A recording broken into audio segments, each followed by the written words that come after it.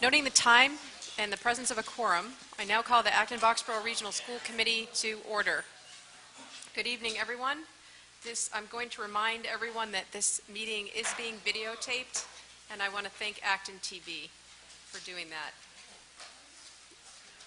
I did remind everyone of this last time, but the Springtown elections are fast approaching. Acton elections are March 26th, and the Boxborough deadline to submit papers is April 2nd for their elections on May 21st. Okay, item 2 is public participation.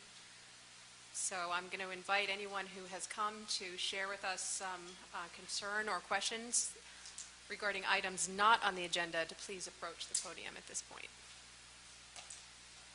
Okay. We have, I think I see Arnav Mehra in the audience. He is one of our student reps from the high school. So we welcome him to the podium to give the update.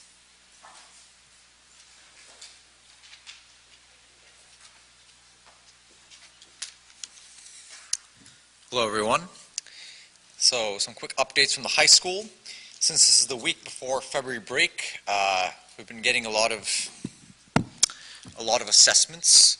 This is normal before vacations. Unfortunately, the teacher schedules are as such that we tend to get piled on by a lot of tests. And unfortunately, this week has become a lot more complicated. One, because we've had snow, so we've had 2 half days.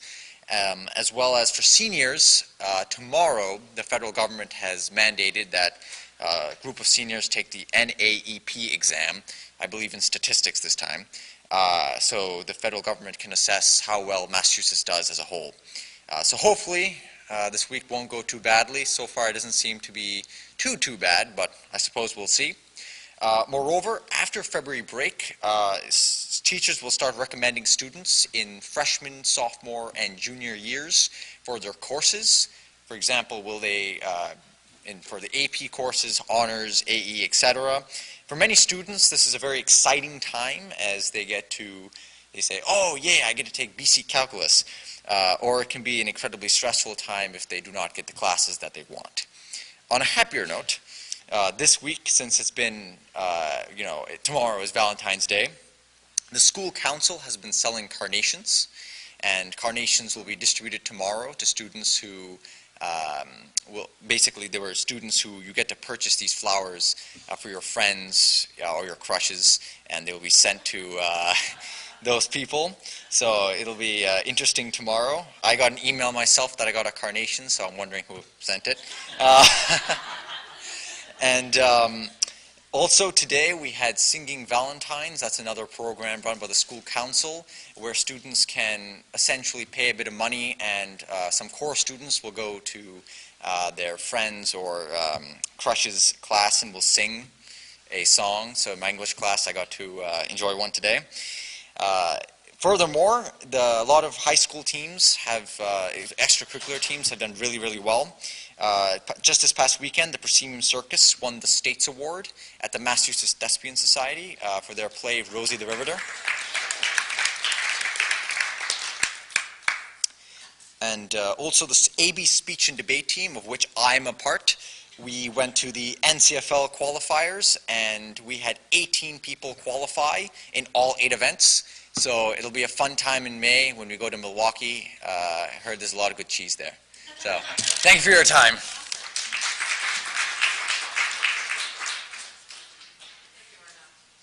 Thank you, Arnav. We have 2 warrants on the agenda now being circulated, so please sign them as they pass by. Vendor warrant 19-017PR in the amount of $508,962.53, and payroll warrant P1917 in the amount of $2,640,729.83. You also have in your packet the minutes of our February 7th meeting. Additionally, you've been provided with an amended version of page 3. I hope you have had time to peruse the minutes. If there are any additional changes, I'll ask for a motion, and then you can do so. I'm going to give you a minute, or do you? Okay.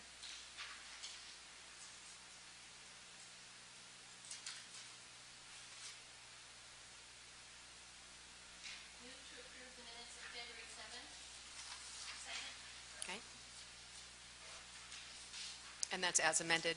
Yes. Yes. Okay, all in favor? Aye. Any opposed? Any abstentions? Motion passes. Okay, we move to item 6, the superintendent's update.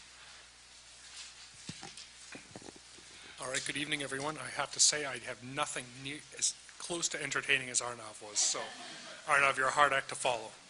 I have a high school start time and high school scheduling update for you that I wanted to bring your attention to. So Mr. Dory was here in the fall and talked to you about changes to the high school schedule. And throughout the fall, we heard a lot of student dialogue as well as faculty dialogue around those proposed changes. So Mr. Dory went back to the high school and he's been working with our student body and also the faculty. And, you know, the greatest concern that students expressed was almost unilaterally around the shortened lunch period and wanting to preserve that lunchtime. So Mr. Dory and his team have been working on that and trying to find a way to solve that problem. So he came to me with a solution that we're intending to implement and move forward, where he realized that if we kept the same busing schedule for junior high and high school students, but instead of dropping the junior high students first, we drop the high school first, and they can start school at 8 o'clock, which is the same time the junior high will start. We can add enough time to the day that preserves the student lunch. At that, I think it's 44 minutes or something like that. It's within a minute of it. So we're intending to move that forward. I just wanted to make you aware of that tonight so you knew that he was working to resolve that concern. We thought about, concerns about the earlier start time, but it actually doesn't impact what time kids get on buses. It's just simply a change in the pattern that they get dropped off at the school. So we're excited about that, and I'm sure he's very ready to be able to announce that. I just have a brief question. How does it work that both schools will start at the same time if logistically one school gets dropped off before the other? Because the junior high was getting here early enough that they were coming in the building and had an ample amount of Gotcha. time before that first bell. Thank you. Sure. Let's see, the second one, I just wanted to share with you, I had an opportunity this past Saturday to attend the Lunar New Year celebration here in the junior high school auditorium. I have to tell you, if you have not been, what an absolutely amazing event it was. It was wonderful to get to see the cultures in our community at work. Some of our students, the level of fluency that they had in Chinese was absolutely amazing to be able to talk. I have to thank Angie and Eileen for acting as translators for a lot of the events, so thank you so much, and be able to provide some of the cultural context to things that were happening. But it was really so powerful for me to be able to see what families were thinking about and what kids were doing and engaged in. So if you haven't had an opportunity to do that, it does happen every year, so maybe next year would be a great opportunity to see that. Another highlight of the event, the United States Post Office came to the event and unveiled their new Lunar New Year stamp that they had just released. So it was really kind of a neat confluence of events. This afternoon, Marie Altieri and I had an opportunity to have lunch with clergy from around Acton and Boxborough. This is an annual lunch that typically happens that provides us an opportunity to collaborate with some of the clergy and hear what's on everyone's minds. I had an opportunity to share some of my initial entry findings and an overview of that, so the clergy understood what we were thinking about as a district, but then also we had an opportunity to just have that, just a nice relaxed conversation over lunch. Some of the topics that really resulted in a fantastic discussion. Some of the topics we talked about were things like beliefs about learning and failure. Actually, failure really hit the bone, and we ended up having a really long, prolonged discussion about what does failure mean, and is failure a skill or is failure an outcome? We talked about stress, we talked about balancing wellness and achievement, and also how we can all work together to foster a more inclusive environment in our school and throughout the community. So I look forward to being able to work with all the members of the clergy in the future years. Thank you, Marie, as well, for being able to come and provide the context and be a part of that discussion. And then last, there's a flyer that Beth put in your packets. The MTA is sponsoring a function coming up. It's on March 1st. This may be of interest because it's being publicized in a number of communities, but there is a open dialogue on kind of the future of funding in education at the state level. And as many of you are aware, there's significant public pressure that's increasing, which is great news for the state to actually fund schools based on the recommendations of the Foundation Budget Review Commission, which could have a significant impact on things like circuit breaker reimbursement, out-of-district costs, things like that. This is very, very important. It's also not just an Acton-Boxborough issue, because there are communities around the state that are so significantly underfunded that serve very, very high needs populations of students, well beyond what Acton-Boxborough serves, and those students in those communities are just not getting the same quality education because the funding is not there for them. So this is a very important dialogue. It's March 1st, if you can make it, over in Littleton, from 3 o'clock to 5 o'clock p.m. So you have the flyer in your packet, but I just wanted to point that out to you, and I think later Ginny probably will be giving an update on that from a legislative standpoint. So, thank you very much.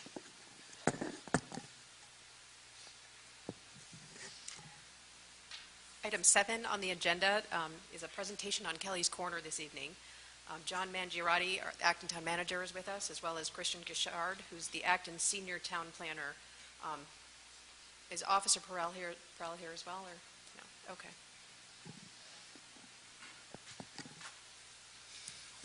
Thank you, Madam Chair, members of the school committee. Great to see you all. I'm John Mangiarotti. I'm the town manager. I'm joined by Kristen from the planning department. Officer Perel wasn't able to join us, but he's been doing a lot of great work with us with this Kelly's Corner project. So the purpose for tonight's discussion, and we hope to really give you an update on the Kelly's Corner infrastructure project and give you an opportunity to provide any feedback on comments and concerns that you have about the project. There's been a lot of work done over the last few months. It's been set as a #1 goal of the Board of Selectmen in Acton, and we have some milestones coming up, which we'll discuss further in the presentation. So Kristen has some slides that we'll take you through. Thank you. Thank you, John, and thank you again for having us on the agenda tonight. I'd like to ask that questions be held to the end of the presentation, and then if we can't get to any questions or answer them tonight, we'll make sure to connect and make sure that we can get you those answers. So we're looking right now at an aerial photograph of the Kelly's Corner area in Acton. On the bottom left-hand side of the page is the Kmart building. Over on the right-hand side is the Bolodrome. On the top left is the Acton-Boxborough School campus, and the Roach Brothers Plaza is over on the right, and the Hosmer House is on the other side. The infrastructure and streetscape improvements extend along Main Street, starting at the Route 2 interchange, where the Acton Medical Building is located, and extend all the way down Main Street to where the Learn and Play daycare is, about right in that location. The improvements also extend on Massachusetts Avenue, just west of the tennis courts, and all the way down to where the Victor School is, or across the street from the Acton Real Estate Building, where it used to be located.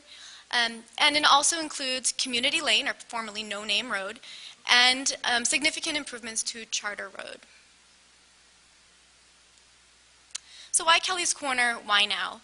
I know some of you that I just met have lived in Acton for a very long time or even grew up in the area, and so you've probably heard about several different concepts that have been tried in the past.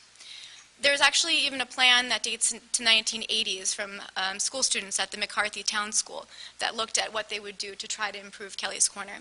So this is really the first time, this plan is the first plan that we have that comprehensively addresses the issues of all users in Kelly's Corner. It improves the safety and accessibility for pedestrians, for motorists, and for bicyclists. And it implements the town's Complete Streets policy. And what a complete street is, and what it means, is a street that includes bike lanes and sidewalks on all roadways throughout the entire project area, and improved vehicular travel lanes for safety and efficiency. This plan also is improving the stormwater management. It's going to reduce traffic congestion, and it's also going to be funding issues that we have out there today that would otherwise be improved by the town over the next 10 years. And we're supporting the local businesses and also residents' access to those businesses. And this is really the first time that the town has also been able to acquire and set up leverage funds from federal and state funding in the amount of $14.7 million for construction funding. So again, this is an overview of the Kelly's Corner infrastructure project, and it's not about one sidewalk location. It's not about one crosswalk. It's not about one travel lane. It's a unified network. It's a comprehensive plan that's addressing the issues in the entire area and creating a cohesive look for Kelly's Corner as well. So it's an identifiable center. Right now we're looking at an image of Main Street heading south towards Maynard. The Hosmer House, where the Historical Society is located, is on the right, and the Acton Plaza, where Not Your Average Joe's is located, is on the left. This is what it will look like with the proposed improvements. There will be street trees along all roadways throughout the project area. There will be designated left turn pockets for better business access. So oftentimes people are waiting for one person to turn left to access a business, and it backs up the entire lane. So there are strategic left turn pockets throughout Kelly's Corner, and it also increases safety for pedestrians and other motorists because you know where they're going to turn. There will be raised landscaped islands at each approach into Kelly's Corner on Main Street on either end, as well as Massachusetts Avenue on either end. And this serves not only as a beautification to the area, but it serves as a traffic calming mechanism. So it signals to a motor vehicle driver that they need to be more cautious as they're driving through. And in this particular area, it's a very important one because we're very well aware that students walk through a path right next to the Hosmer House and come out and just kind of jet across the street. We knew that anecdotally, and through our outreach with the high school students about 3 years ago, we learned that they would like something like this as well. In this particular location, there will be this pedestrian refuge island within that landscaped island. So students will have the opportunity to press a rapid flashing beacon. Those are the type of flashing cross signs that you see where the rail trails cross today. And they'll be able to cross one direction of oncoming traffic, pause, and make sure that the other direction of oncoming traffic has stopped. There will be pedestrian amenities throughout the project area. Again, designated bike lanes on both sides of the roadway, and accessible sidewalks. So today, in many locations in Kelly's Corner, you'll be walking along and there's a telephone pole right in the middle of the sidewalk. So the plan proposes moving the telephone poles to the back of the sidewalk so that there's accessible improvements and people can actually walk through or ride through or roll through. This is an image of the primary intersection, the intersection of Massachusetts Avenue and Main Street. So the Verizon building is on the bottom left-hand corner. The White Law Office is on the top left-hand corner. The gas station is on the top right, and the Bueno Isano restaurant is on the bottom right. So the improvements in this particular location on Main Street, if you're heading south towards Maynard, include removing the left turn lane as if you were to head east towards Concord. If somebody wanted to take that route and head east towards Concord, they would be directed before their turn to go down Community Lane, where there would be a new signal to turn left towards Concord. Heading north on Main Street, there will be an extra through lane. So this will be one of the improvements that will create efficiency for motor vehicles as well as allow for more opportunities for all of the other lanes to move through. So on the top of, or on the receiving lane on Main Street, there is an extra receiving lane as well to receive that additional lane. On Massachusetts Avenue, heading west, turning westbound, heading north, there will be an additional left turn lane. So that will allow for, again, more cars to move through during the same period of time that they do now, opening up more opportunities for the phasing for pedestrians as well as the motor vehicles on the other legs and roadways. On Massachusetts Avenue, heading westbound, the roadway configuration stays the same, with the exception of, you'll notice the bike lanes on both sides, and the street tree buffer with the improved accessibility and safety with the sidewalks. There are other accessibility improvements in the intersection, and that includes realigning the crosswalks where possible. So with a little help from my friends, You can see the crosswalks today are pretty skewed. So where we've been able to realign them, they'll be more perpendicular. So that allows for better sight lines for really all users, the pedestrian, the motorist, and the cyclist. One of the other aspirations that we heard through the planning process was to have pedestrian gathering nodes, somewhere where students and just residents can gather or sit. There's no public land in Kelly's Corner besides for the Acton-Boxborough School campus. So in this area over here, there'll be a pedestrian gathering node, and that will be further refined in design as the plan progresses. This is an image of the Charter Road and Massachusetts Avenue intersection.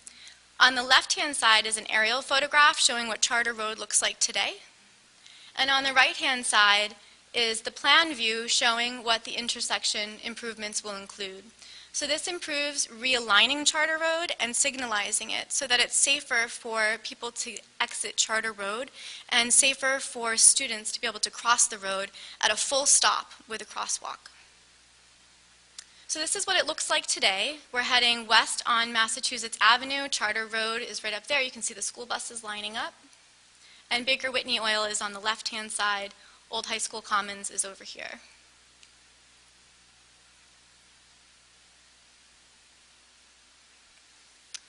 So again, there would be a landscape buffer with street trees on both sides. New sidewalks on both sides.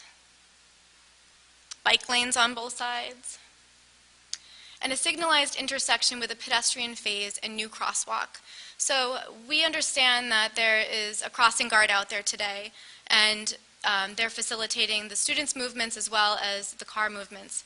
This will allow for students to cross safely at any time of the day, because they'll have an actual phase to cross for pedestrians where all cars will be stopped at a red light. There will be designated turn lanes out of Charter Road, so a designated right turn. And there will be a shuttle stop right next to where the tennis courts are located off of Massachusetts Avenue to help facilitate the town's fixed route shuttle and to help students get to after-school programs. What we're looking at now is the intersection of Community Lane and Massachusetts Avenue. So the Starbucks building is over on the left, and the Acton Lower Plaza is on the, Acton Lower Plaza is on your left, Starbucks is on your right, and the CVS building is shown back there.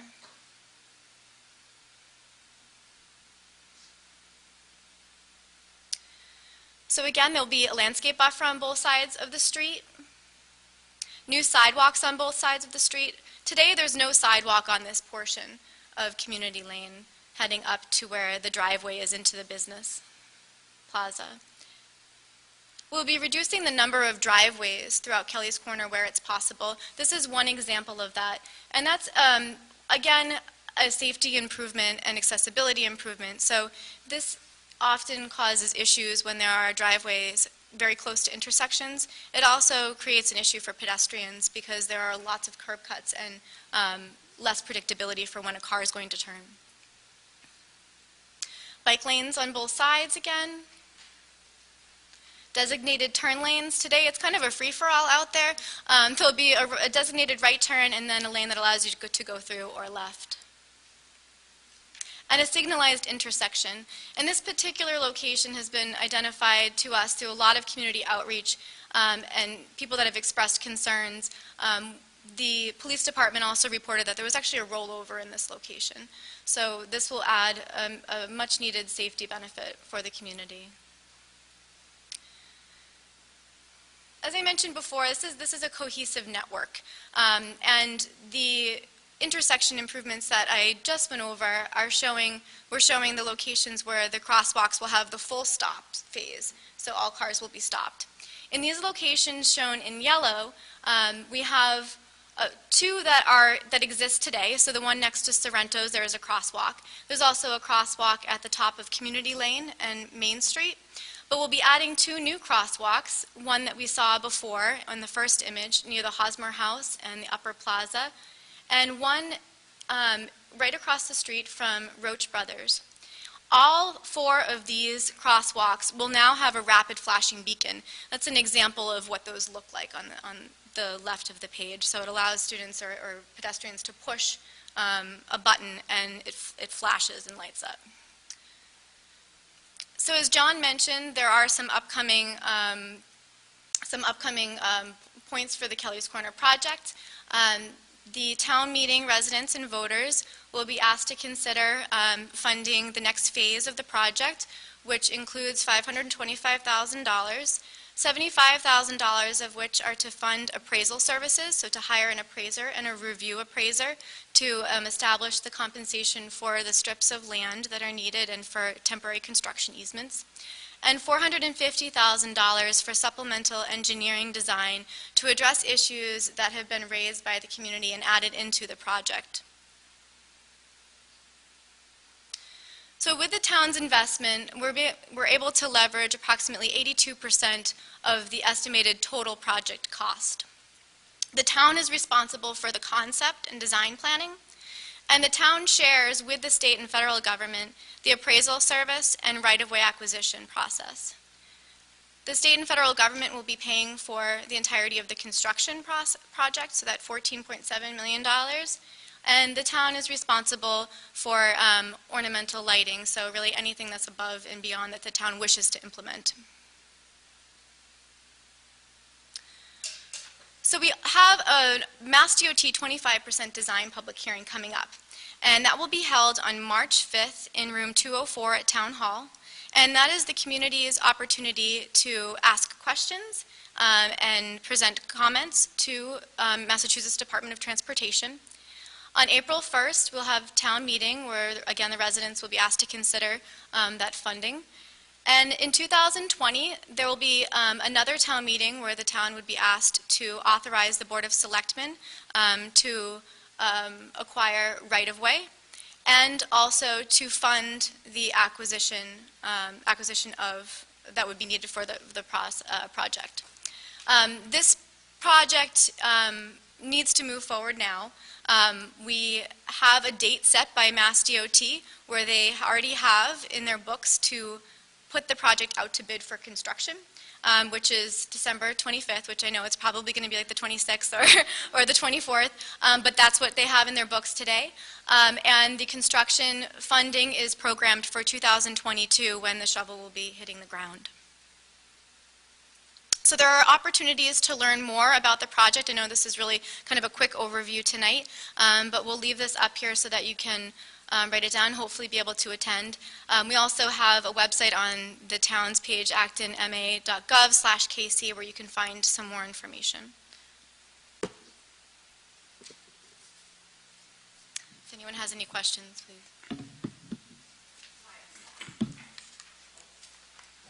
I remember maybe, 8-10 years ago when Acton 2020 started meeting and talking about this. And so it's been a long time coming and a lot of work, and I'm so glad to see it starting to flesh out and feeling optimistic.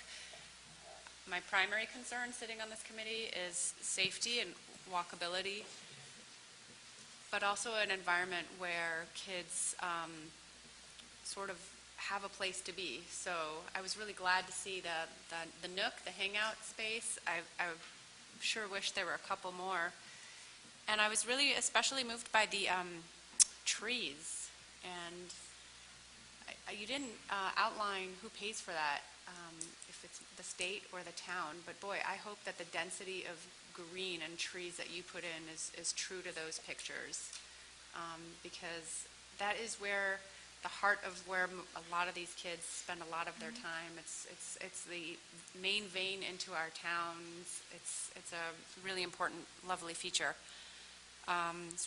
Really pleased about all the sidewalks and crosswalks. I think that we have seen numerous accidents around school campuses in the last number of years, and so I think that has to be a really primary focus for the town and for us as a school district to emphasize and not let up on.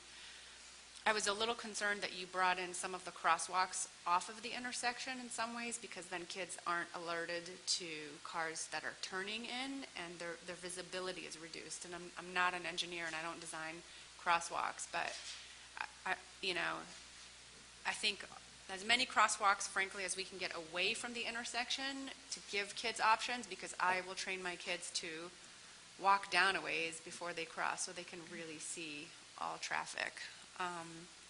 I've wondered about who will care for the landscape islands and the trees. I think Acton does a poor job with its signage and zoning and taking care of playgrounds and taking care of trees. I think we're bad at planting them. I think we're bad at caring for them. And this is something that has to change in this project. And I really want to emphasize all of that landscaping looks really pretty in pictures, but like in actuality, I don't think we carry that out well in this town, and it has to be part of what we emphasize and put money towards. So I hope we really do that and keep it up. And last, signage. Yes. Will the gas station signage change? Will you ask,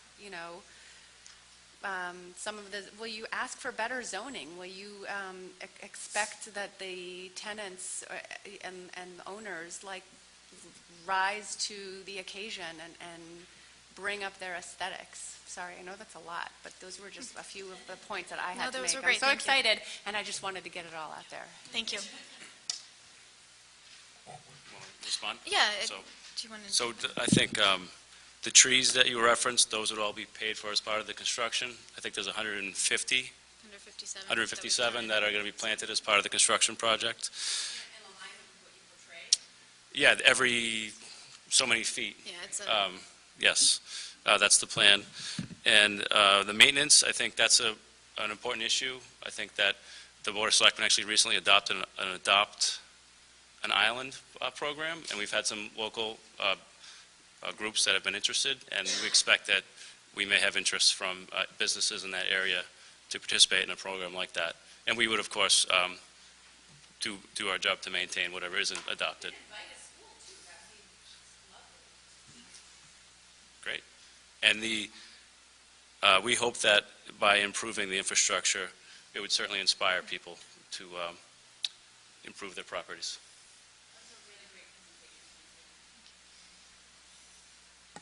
Anyone else? Amy? Just going to say I love this. I think Maya covered everything. So, yes, and I'm really, really happy you realize that students try to cross the street in that unprotected zone every day. They're always running across over to Not Your Average Joe's or Dunkin' Donuts or something. So I'm really happy to see that as part of the plan. Angie? So, Hayward Road is not included in this project, right? No, it is not. I wish it is. That's it. Yep. Yep, I think I saw Mary's hand up. Yeah, this is more for the committee. I know there are issues that committee members feel about making recommendations from our committee to specific town meetings, but I'd like us to consider whether we'd want to vote some kind of support for this project. I think it really, really benefits our students, and so I think that it might help with the community to hear our perspective.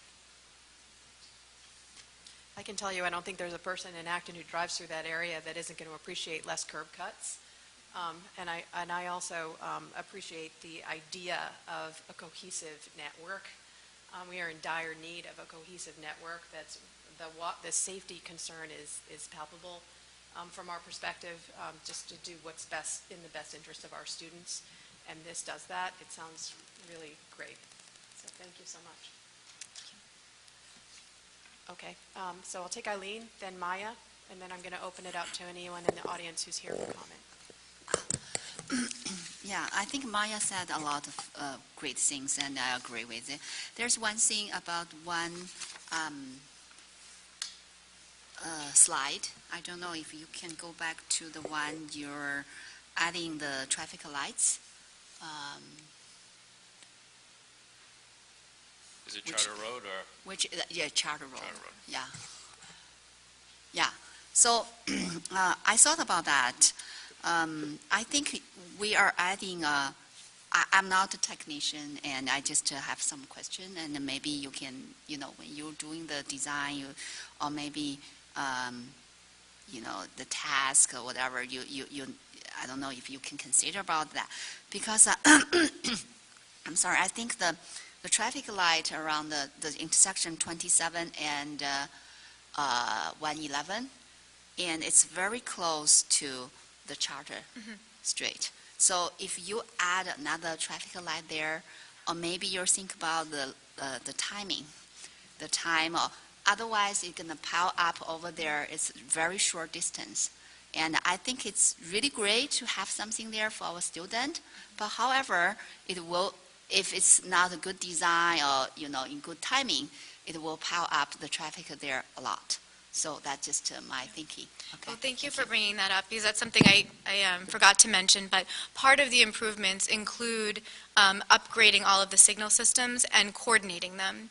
So that means coordination of this signal with the primary intersection as well as the intersection of Community Lane and Massachusetts Avenue. So that's something that our design engineers worked on. If you go back to 27 towards the Acton Medical area, there is a really dangerous crossing area where many students walk to that Pat's Hill neighborhood. I didn't see this as far reaching as that. It's past Acton Medical. It's where the Route 2 crossover is. Is there any way that this could spill down into that area so that people could cross safely there? I cannot tell you how many students I see there every day. We actually asked the same question of Mass DOT. They are aware that it's a dangerous intersection coming out of Route 2 and the Acton Medical driveway. They felt that at this time it would be a project in and of itself to deal with. So they are aware of that, and they have told us to keep our pulse on that. So we plan to do that. And we were told that there will be opportunities to kind of submit additional comments in support of moving forward with something there. So we can make sure to reach out to you and let you know when a good opportunity would be to maybe provide additional comments and letters of support for that.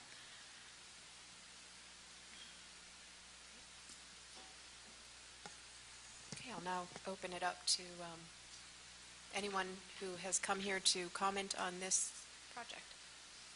Thank you so much. Thank you. Nice job.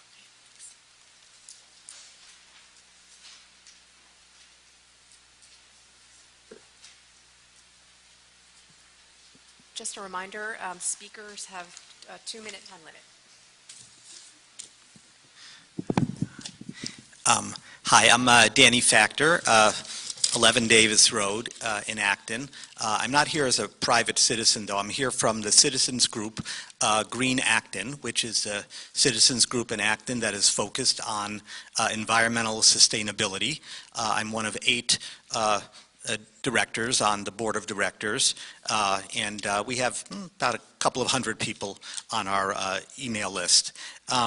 We have monthly meetings once a month, and we've been studying the Kelly's Corner plan for a long time. We've issued some statements, but Green Acton has never taken a position, either for or against the plan, at least, as of yet. We continue to study the matter, ask questions as details come in.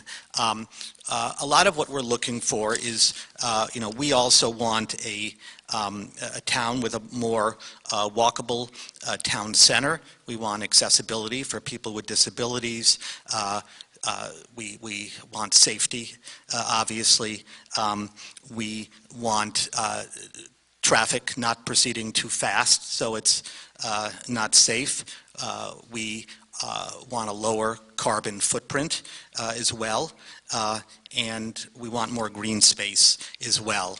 And some of the things that we like about any plan that would upgrade Kelly's Corner is that any plan automatically has to be ADA compliant, which means it's going to be far more accessible for people with disabilities, which is great. And any plan is also going to have bike lanes as well. Some of the concerns that we're looking at is issues having to do with the destruction of large trees on Massachusetts Avenue between Route 27 and Charter Road.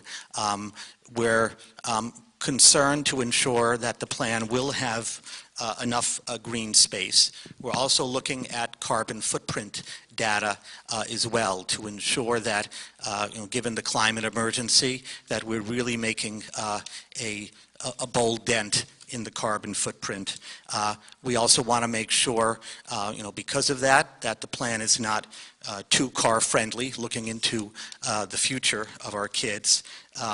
And we also are looking at the crossing distances as well, some of the crosswalks being shorter, but some of the crosswalks being longer as well. And there we're looking, at pedestrian safety issues. And finally, we want to make sure that this plan doesn't end up creating an environment that is too conducive for overdevelopment in town.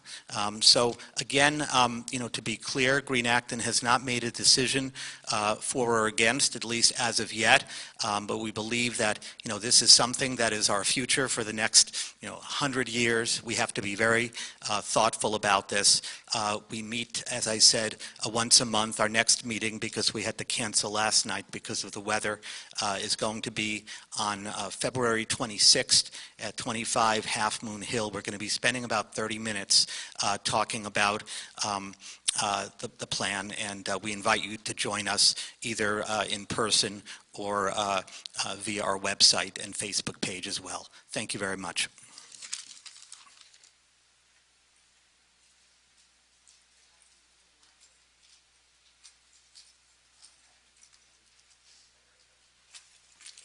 Thank you. Thank you. Tara Fredericks, West Acton, and I am a member of the Green Acton Board, and I agree with everything Danny has said.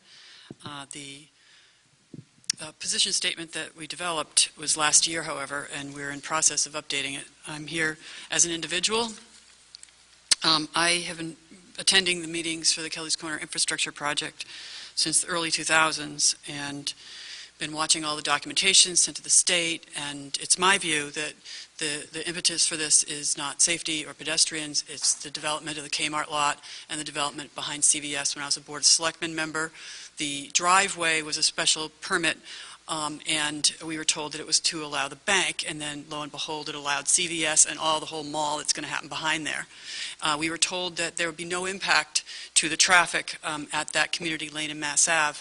If there's no impact, then why do we need a light? Do you see? So those are the types of questions that I'm asking. I look at the Kmart realignment as a straight shot for people to run right into the school. I feel like, and there's a couple people on the committee that are participating as a sales team to sell this, and I feel like we shouldn't be in sales mode. I feel like we have to wait. We should wait another year. We should fix some of these issues. The state people tell us that they can put off the funding for another year, no problem. It's a normal thing that they do. So the crosswalk time, of the numbers that we've gotten so far, 5 out of the 7 are longer, considerably longer. So is a few seconds, a minute, wait time, is that enough to risk people's lives walking 10 feet more? The safety islands, I think it's a nice gesture, but the safety islands, cars are going up on them. There was just one last week in Revere. The week before, last month, there was a family that got run down on a safety island. A kid was killed. So please don't look at the pretty pictures and think that's the whole story. You're very close to the 2 minutes. Oh, I am. Okay. Yes. So I just urge you to ask more questions. We don't want a racetrack, and I feel like that's what we're looking at. The pretty pictures don't include very many cars. At the very least, ask for a rendering of a person's view at the sidewalk of all those new cars, because it's more cars, faster. Thank you.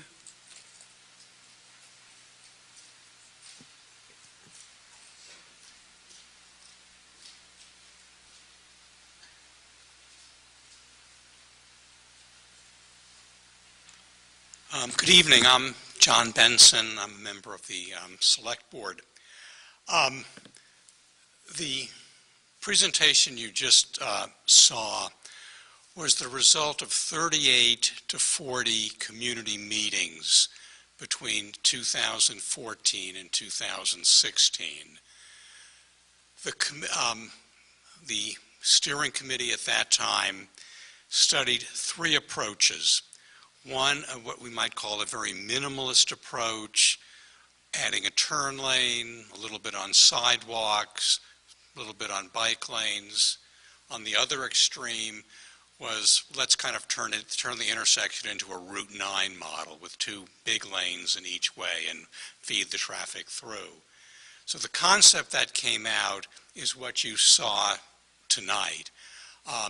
This was the source of the additional funding, the initial round of funding in 2016 of $756,000. It is really important that the supplemental funding be passed at April town meeting. If it doesn't, we are likely to fall off the track. We won't be on this schedule with 2021 bidding and 2022 construction. It'll go off for several years and other towns will take our spot in the line. This notion that the intersection is a racetrack is just really unfounded. We hear it's two-car centric. You know, one of the things I think we have to accept as a group that automobiles are our mode of transportation. That's how we get kids to school, how we get kids to activities, how we get kids to friends' house, how we do our shopping. It would be great in the years ahead if we had electric cars, driverless cars, but the reality is it's all going to be the same because cars are our mode of transportation. What this project will do as far as cars go is make the traffic flow more efficiently, less congestion, less wait times. Those are the keys. The turn lanes will assure a much greater measure of safety and predictability and far less tension.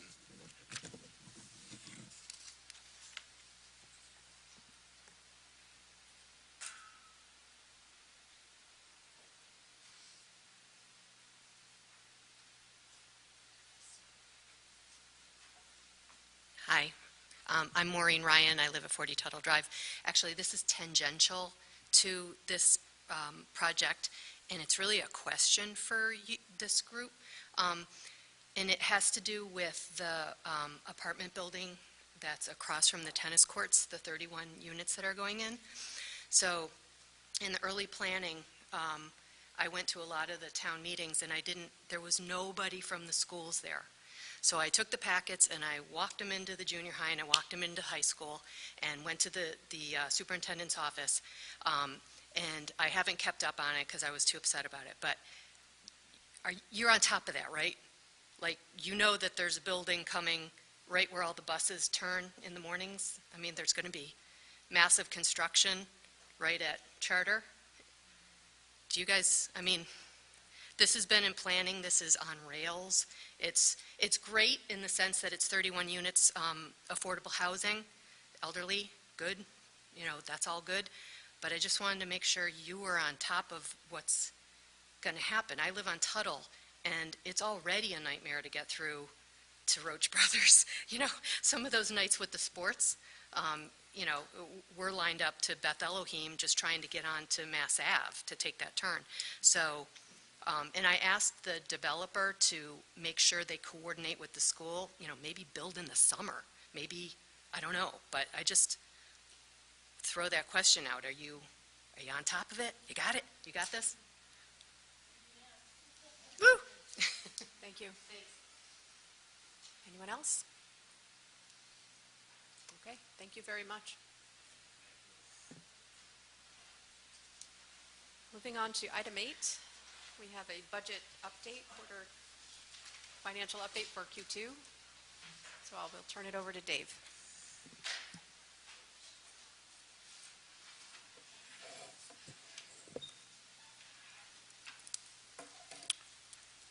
Thank you. Second quarter financial results you've got in your materials. So that's not what the slides are going to be about. The slides are going to be an overview of the materials that you received, but certainly I'm able to answer questions about the material that you did get. Where am I going up there? Okay. Obviously, balanced budget to start the year. No surprise there, but this is just to set the stage for the slides that I'm going to go through quickly. You got this in your materials. There were two small revenue variances. Revenues are pretty predictable. They're overwhelmingly comprised of the regional assessment. What's left is overwhelmingly comprised of state aid. Both of those categories are 99+% of revenues, and we generally know at the end of during the first quarter where they're going to fall by the end of the year, unless there are some year-end adjustments in either state aid, which is not typical recently, or transportation, which is typical recently. There were a couple of minor projection changes in investment income and miscellaneous. I've actually started to project out miscellaneous. We made 3,300 the first half, so we'll project 6,600, twice that for the end of the year. Investment earnings continue to outpace our budget.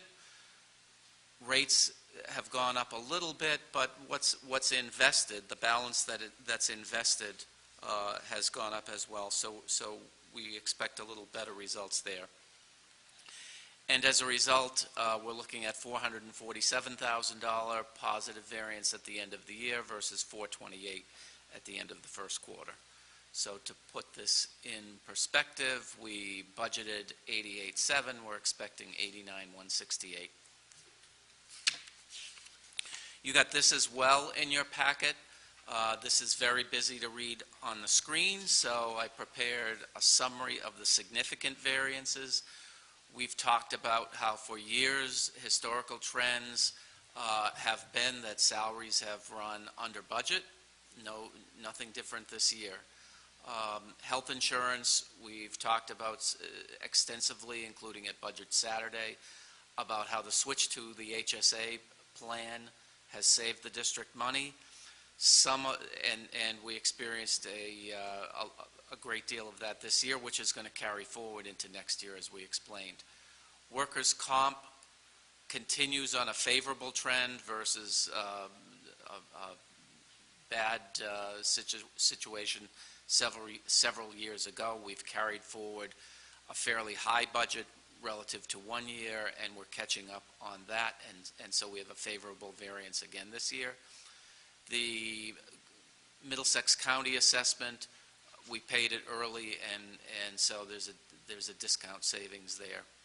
Special ed tuition, based on the FY18 circuit breaker adjustment, will have a favorable variance as of this point. No bets in February as to where special ed tuition will end up at the end of the year. And the rest, led by a variance in special ed transportation to the bad side, all told, we're looking at an expense variance of $942,000. Again, this is as of Q2. We don't do projections in the first quarter. It's way too early to do anything like that. And these are the major things that have fallen out from my analysis to this point in time. So there's the whole picture, original budget, projected revenues, projected expenditures, and you add them up. And our estimate as of this point in time is $1,389,000 to the good, which is consistent with where we've been the last few years. So what's this mean for E&D as of this point? That's our balance at the beginning of the year, a little over $4 million, representing 4.6%. We have budgeted $690,000 for the FY20 budget. That will come off that when they certify it for the following year. The budget closeout, again, I projected about $1.4 million. It's too early to cash that in, if you will. but it is consistent with the last couple of years, so just keep that in mind. We're anticipating bringing to you a recommendation probably sometime after the third quarter report, which I think will be in early May. Assuming both towns vote to authorize the stabilization fund, we'll bring to you a recommendation to actually put money into that fund. And I'll have a little bit more to say about that in one of the forthcoming slides. The FY20 recommended budget is $90,982,000, and that's important because the ceiling of, or 5%, is $4,549,000, so we'll have to keep that in mind. What we're thinking about is targeting between 4 and 4.5%. Budget Subcommittee has discussed establishing a policy for a target for E&D. As far as the stabilization fund itself, the school committee last week voted to establish the fund. Both town meetings need to vote to confirm that. Once it's hopefully established, then it can be funded, and the plan will be to recommend an amount of money to be put forward. Probably either May 21st or June 13th. Those are the two school committee meetings in that neck of the woods time-wise. The school committee would need to vote it as a budget amendment by 2/3 vote. I've talked about this before, but just very briefly, just to give you a reminder. And the town's boards of selectmen would have 45 days in which to call a town meeting if they disagreed with that proposal.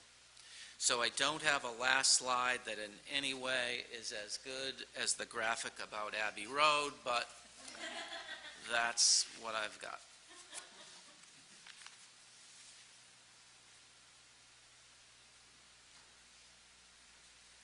Thank you, Dave. Are there any questions? Eileen? I really very impressive by this picture. So when I read the packet, I think Dave really wanted to put something there and trying to not to be very boring, always looking at the numbers. CPA, not try to be boring, that's kind of an oxymoron, but I appreciate the comment. And that's, in full disclosure, it's just Google Images. Paul, did you have a question? Just a comment, and I appreciate what we're doing here, and I see the need for stabilization, but I'm just realizing, that this is changing the calculation, that we have a habit of using reserves, and we put surplus back. With stabilization, we now are taking from what we take back and putting it in stabilization. We just got to make sure that we just keep an eye on that, on how we manage that. Paul, I think that's a great point. I think, one thing that we've talked about internally and we've talked about with Budget Sub is that we actually think with the creation of a stabilization account, it's an appropriate time for the school committee to establish a policy around how any surpluses might be used at the end of a year. So, for example, if we have a target range for E&D at the end of a year, then what we might do is think about how we would use a surplus, stay within the target range for E&D, and yet also fund stabilization.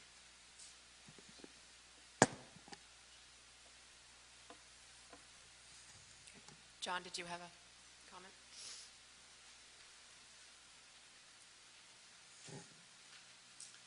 John Peterson, Jackson Drive.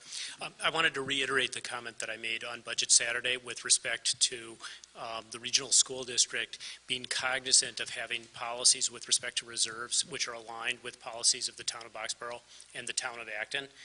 Obviously, there are challenges because of the constraints around the governmental entity, which is a regional school district, which do not allow you to have a perfectly parallel structure in terms of the way in which you hold reserves. But since in the end, all of those reserves reserves, whether they are held by Boxborough, whether they are held by Acton, or whether they are held by the regional school district, are coming from the same set of taxpayers. And I think that the policy has to be coordinated and that the reserves, sized appropriately for each of the entities. Thank you. I'll just add that there are directives from the state around stabilization and why it exists. And what they say is it exists for the purpose of activating and maintaining a long-term capital plan. So that will be taken into account when we talk about this. That should be something that all the school committee members see, that directive, and we should think very carefully about how we're using that stabilization fund with those guidelines in mind. Mary? And I would add, if you calculate it, I'm going to guess that our expenses are to the good. It's 1% of our budget, I think. And we have tightened that up a lot for next year. That whole, half of that is health savings accounts where we didn't know what it was going to be, so we couldn't project it. Now we do, and we have. And we've tightened up on subs and things like that. So we may not have such significant reserves each year. I mean, the revenues, we're in less control, and right now it's good, but we've seen years when it's bad and 9C cuts during the middle of the year and everything. So it's also, but I also want to say I agree that we can't over-rely on E&D, and we need to kind of wean off that, but in collaboration with the towns, because it is a partnership as we do all this. Any other questions or comments? Okay, thank you, Dave. Moving on to, where are we? Item 9, the superintendent's mid-cycle goal review. In a few minutes, Superintendent Light will give us a progress report on goals. Before that, I want to draw your attention to just the process and the reason why we do this. I don't have a clicker, so... Okay. I've provided a copy of the PowerPoint that you're about to see in your packet. Actually, it wasn't in your packet. It's just provided for you on the table, and it has room for note-taking. So I just want to draw your attention to that, once the report starts.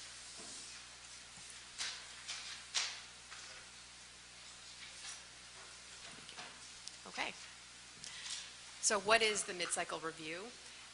The mid-cycle review is part of the larger cycle, and it's a chance for us to develop a clear understanding of the progress that's being currently made on the goals, and to give input and share our feedback so that if any mid-course adjustments need to be made, they can. This slide should look slightly familiar, hopefully. Dorothy Presser was here earlier in the fall. This is the cycle that we use every year. We are in what's now the formative assessment phase, which is, we're almost to the end. The summative evaluation is kind of like a final exam would be for students. Have they reached mastery at the end of the year? The formative assessment is a check-in to see, how we're doing toward that goal of reaching mastery or attaining those goals. Why do we do this? It's the law, the Code of Massachusetts Regulations elaborates on that. It requires that school committees establish, and I'm quoting from them, a rigorous and comprehensive evaluation process for teachers and administrators. And we do this to assure effective teaching and administrative leadership in the Commonwealth's public schools. The chair oversees this process and ensures that all the steps are followed with integrity. Our contract, in addition, says that we shall provide the summative assessment no later than June 15th. So we will do the summative assessment probably in May, and that will have a written component to it. This does not. The other reason we do this is because it's best practice, and it's really, that's the intention underlying the law anyway. I chose this slide because it's a great metaphor for the collaborative process. This story is a tale from India. It's a fable, and it's an allegory, and it's about well, in some versions of the story there's like 3 blind men, and some there's 6. But there's the blind men approach an elephant, never having seen an elephant, and each grasps a different part of the anatomy. So the tail is like a rope to the person who grabs the tail. The ear is like a fan. The leg is like a tree trunk. And it really, the men who are around this elephant are conceptualizing the elephant from their own perspectives. But their conceptualization is really incomplete, and they're creating their own version of reality from their limited experience. In some versions of the story, the men share their visions, and they don't believe each other because they're so different, and they come to blows. In other versions of the story, they work together to build a coherent picture of the elephant.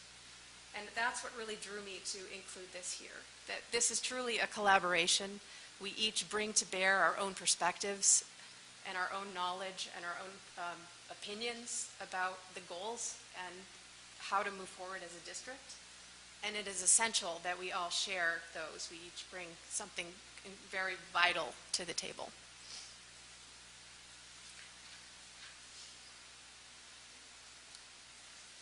I tried to find a slide with 11 people. I was not successful.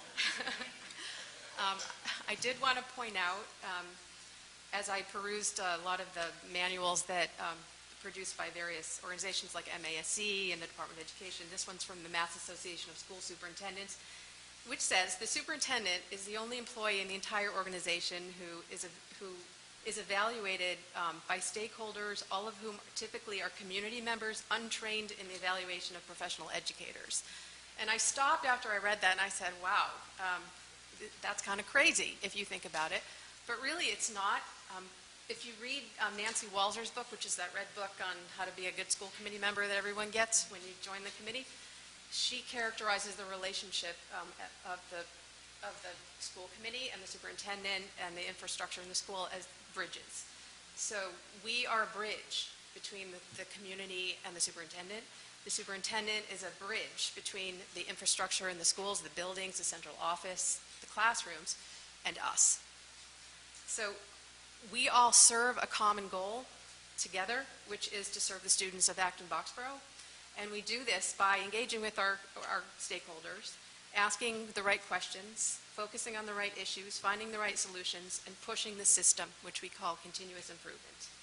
We commit to change through governance and not management, which can be a little tricky to figure out. And that is why it is really critical in the evaluation process to establish mutually agreed to performance targets. And it's those targets that I'm going to turn the microphone over to the superintendent, and he will discuss the performance goals and how we're doing. I want to stress that we should base our evaluative statements on clearly defined data sources, not on anecdotal evidence or measures of success or achievement that are unrelated to organizational goals. And I tried to choose a graphic that really captured that. Where do we want to end up? I think that we want to end up as ants doing very powerful things, right? little worker ants moving huge boulders. And not Kelly's Corner. So this is another slide from Dorothy Presser, and I'm almost finished, but I did want to share this to you as you start to look at the PowerPoint and the goals. So the superintendent is required to compose SMART goals in 3 areas: student learning, which he has, professional practice, which he has, and district improvement, which he has. We are required to rate him on 4 standards: instructional leadership, management and operations, family and community engagement, and professional culture. Okay? That means different things. There are Well, there are 20 indicators explaining the standards, and there are 42 elements explaining the indicators. It's not in anybody's best interest to rate anybody on 62 elements. So we have targeted elements that we're going to use in this evaluation process.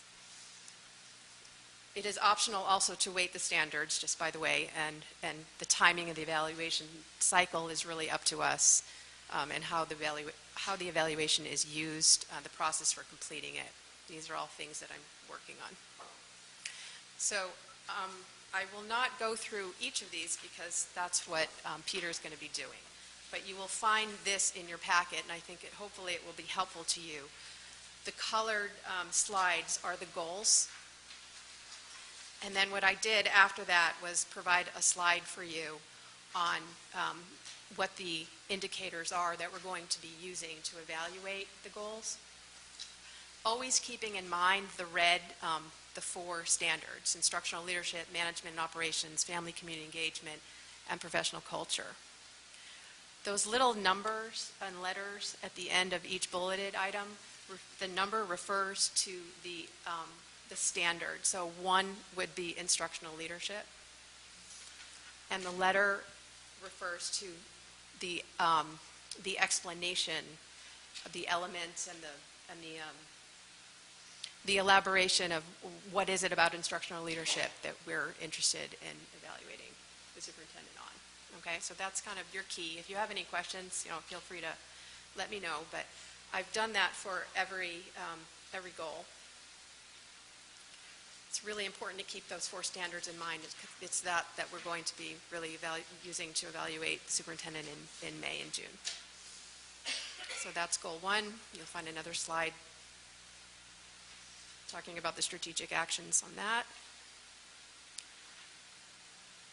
I'll just quickly go through this, and then I'm going to turn it over to Peter. Okay, thank you.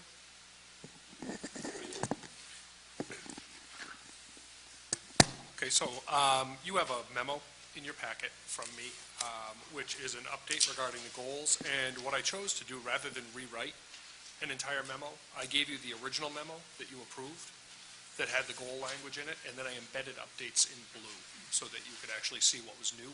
I thought that was maybe a little bit more user-friendly than trying to compare multiple documents to each other at the same time. I'm going to talk, you have the memo, so I'm not going to reread the memo to you, but instead I'm going to talk a little bit about the idea of the student learning and professional practice goals. When a new superintendent comes into a district, one of the early roles of that superintendent is to go through the process to identify what the opportunities to continue to improve the district are. So if a superintendent has been in your district for multiple years, then you're working off of what those findings were and those targets for improvement. Initially, however, it's really about going through that entry process and being able to go out, listen to stakeholders, analyze data, get into classrooms, and see the patterns and trends across what's happening in the district, and to be able to come out, have findings, and then work to develop that into the district's next strategy for improvement. So the professional practice goal was very kind of inextricably linked to the student learning goal. That professional practice goal is the new superintendent induction program and participation in that. And there's really 2 prongs to that. One is the content days, and the other prong is the coaching that goes with that. Both of those are actually aligned to the entry process and the idea of developing report of entry findings and then taking that report of entry findings and using it to grow or develop your district strategy for improvement. So the 2 goals really could be one goal, but because they're tied together and it's the most important work I think that I'll do over the course of the year, I set individual goals, because one is about what do we want for students, which was the entry findings, and the other was about what am I doing as a professional to continue to improve my own practice, and that was the idea of participation in the new superintendent induction program and the associated coaching that goes with it. I've provided you with more information in the memo, and I'm happy to answer any questions as we go through regarding that. In terms of the district goal updates, again, what I didn't want to do is give you a lot of information you had not seen in a new format. So I actually clipped, and I want to thank all of the district administrators as well, because they all contributed to these updates, because they're really district goals. They're not just my own goals. But what we did is we took the strategic goal actions right from the improvement plan that you approved in the fall, provided the evidence and measures, and then provided the mid-year update for that. I can talk to each of the goals broadly. Goals 1 and 2, the first half of the year is actually largely spent planning for some of the feedback that we're trying to solicit. If we tried to survey, for example, we're doing challenge success surveys, homework surveys. If we tried to do that at the beginning of the year, we wouldn't have had people with sufficient time to experience some of the changes to then be able to solicit effective feedback. So the timing of those goals was purposefully later than the first semester of the year. But there's updates for each of those. Again, I don't really feel like I want to reread them from a memo to you. That doesn't necessarily feel appropriate. But we did form a school wellness advisory council. That's something that the district had in the past, but I think it had lapsed over the last year or two. That has been up and running. That council is actually tasked with some of the work around the wellness goal, and they're overseeing that. We are also currently working with Challenge Success and West Ed, who are two of the research organizations we're affiliated with, to be able to develop the surveys that we will be administering in April. We have a series of 7 surveys that will be going out. We're surveying students in grades 3 through 5, 6 through 8, and then 9 through 12. We're also surveying all of our teachers in grades 3 through 12, and then we're surveying families in those same buckets that we're surveying students. We chose to combine the homework surveys and the challenge success surveys because what we found historically is that if we continue to try and send out multiple surveys to families, the participation rate goes low. And we wanted to try and send out one survey that could cover everything and get all of the information we needed. So that's the approach we're taking. Challenge Success, the survey questions are largely defined by Challenge Success because they're designed to be normative and comparative to districts around the country. The homework questions, we're working with West Ed, which is an established research firm, to be able to inform the questions that we're using for that. As we move into spring, we should have that data back. It probably will not be until June that we get the data back from Challenge Success, so there will be a lapse in time, just to prepare you for that. But we will use our district data inquiry team in order to be able to analyze that data. The district data inquiry team, if you remember Budget Saturday, during the equity panel presentation, we gave you the kitchens and the perceptions of kitchens, but then we actually went over the whole data inquiry process and described what that data inquiry team looks like. It is a stakeholder group that's comprised of teachers, administrators, parents, district-level staff. So it really is an all-inclusive group. SWAC is similarly all-inclusive, but in addition to those stakeholders I named, it also includes students at the high school, so that we have their voice as well. In terms of goal number 2, we're coming up on the hiring season. Marie Altieri has actually been planning a workshop with our administrative team over how we can continue to expand our access to teachers of color in particular and expand the diversity of our workforce. So we're going to be working with the administrative team coming up at our leadership meeting in March in order to prepare for the hiring season. We are also looking at a diversity job fair that comes up on Saturday, March 23rd, that we're going to be attending. I have also outreached to some area superintendents to seek some best practices around what's happening in other districts so that as we move forward long-term, we're able to continue to work in that area. Trying to think, we gave you the coaching update on Budget Saturday, so I don't need to go into STEM coaching, I don't think, anymore. A lot of these you've actually heard multiple times. We've tried to, throughout the course of the fall, anytime we come to a school committee meeting and we have something that's related to a goal update, be very, very clear that it's related to the goals we're working on. I am excited, if you look on page 8 of that memo, we currently have 96 of our teachers now, which is 18% of our workforce, has gone through the SEED training, which is something that we are planning for our group at the end of the school year. We have that retreat scheduled just after school gets out to be able to also do seed training, and I'm actually going to be participating in that with you because I have not done it yet either. So I'm looking forward to that. And we're sending 2 more of our faculty members to become trainers over the summer. So that will be exciting. We'll continue to expand our opportunities for that.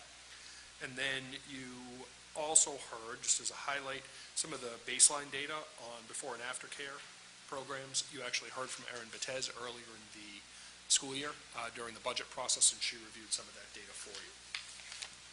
Finally, in terms of capital improvement, I don't know what else I would say.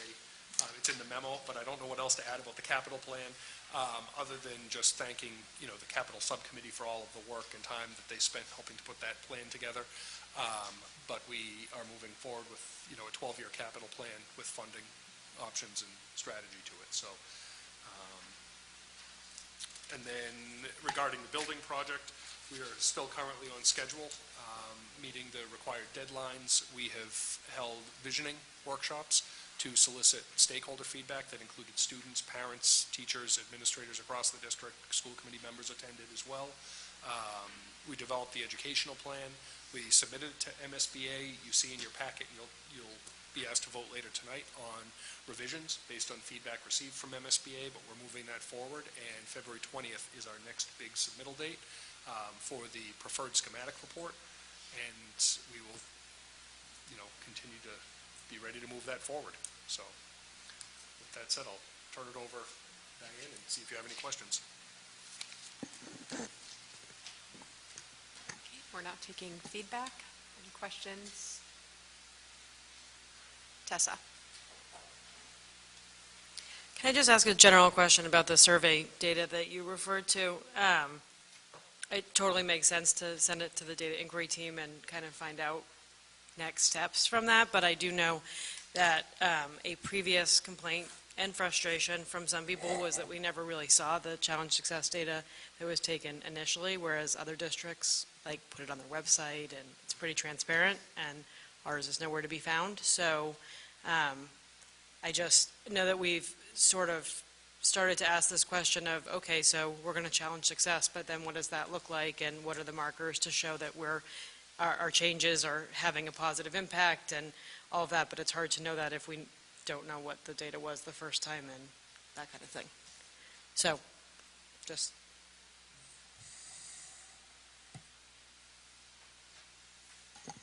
Angie, did you have your hand up? No? You do, okay.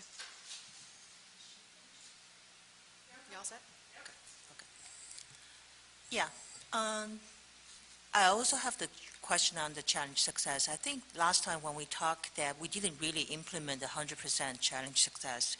We kind of pick the school start time, the homework, and there's one more, right? We pick for the high school schedule change? The high school schedule change and the start time and so my concern is because I totally agree that if you send too many survey to the families that you will not get any result. But at the same time, if we are only implement portion of it but we are using the challenge success survey, because then if we're not using 100% implement challenge success 100%, but we're using their survey data, survey question, then the people is being asked is not going to be able to answer because we're not really implemented 100%. So my kind of feedback is that I'm wondering if we will be able to do the survey more specific to the changes that we made, which is like the start time that I got a survey today, which is very specific to the changes that we made. Okay, and then for example, the other one is like the homework policy. And my understanding that the homework policy implementation, that different buildings kind of start implemented different way and at different time.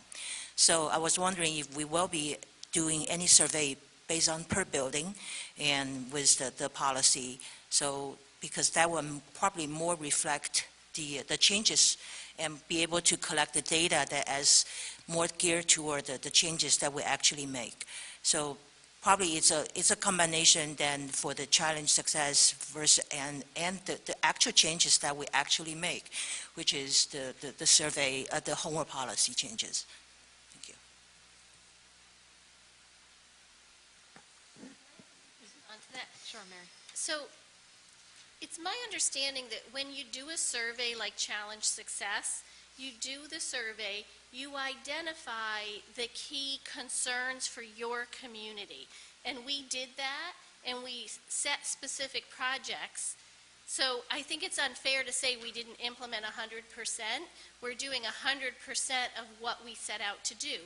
In the next round of the survey, we'll be able to see our progress on those things that we targeted, but you would still ask the other questions, because if we did really well and we think we're done with those initiatives, we now want a new round of initiatives. It's a quality improvement cycle, and it's continuous. And so the new survey with all the questions would say, hey, we nailed it for homework, we nailed it for this, but look, these are some areas that are still outstanding. Those can be new initiatives in the future. And maybe I don't have that right, but that's, yeah, I'm getting some nods. So that's how one uses those kind of surveys.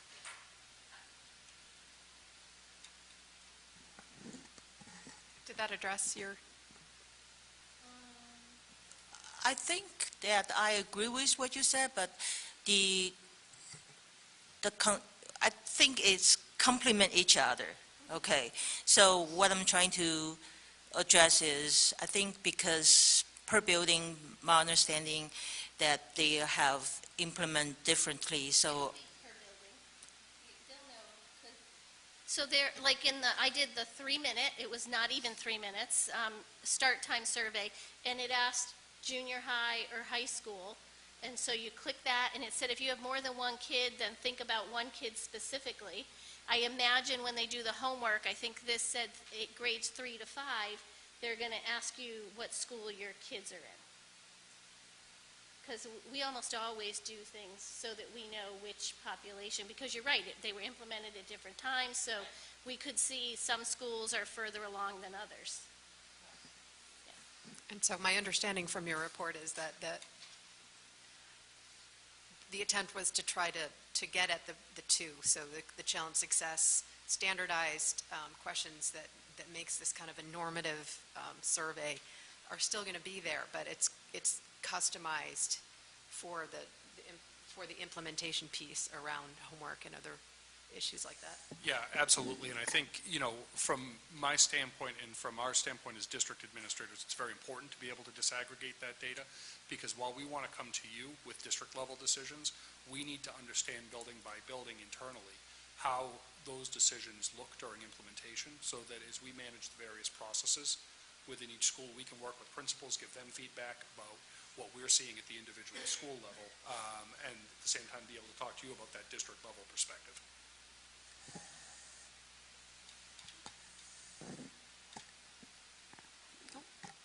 Ginny?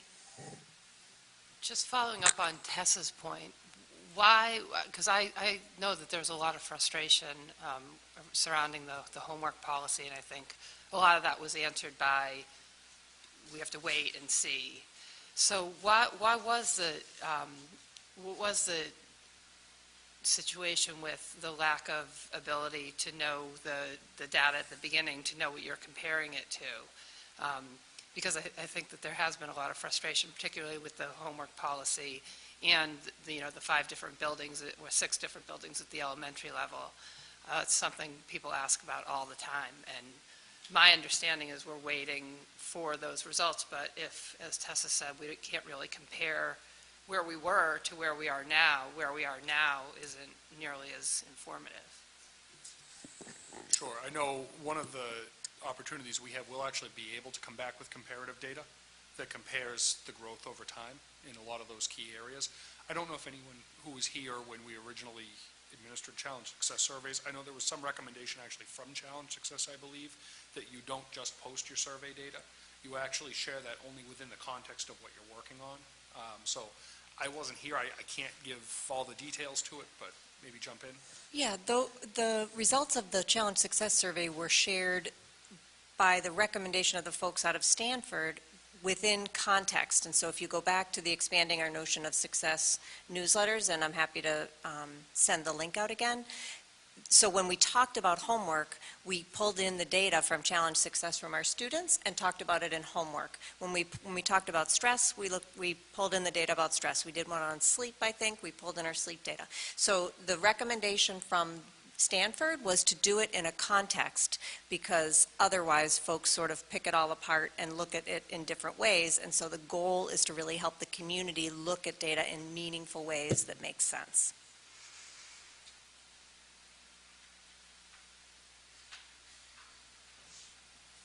So just with that said, we've also heard that feedback. You know, I don't want to dismiss that feedback either, that I know people have wanted to just see what does the data say. And that's something that I think we need to reconcile as well as we go forward. Okay. Did you have a follow-up on that? Yeah. I actually just want to kind of follow up which is the data transparency, which I think that's what a lot of people was trying to look at it. And I'm just curious, what is the current status of the two teams, the DIT team and the SWAT team? Are they formed, or what's the current status of that? I'm just curious. Yeah, so, and I know you had sent that along, so thank you. I actually sent you links to where those are posted on the website.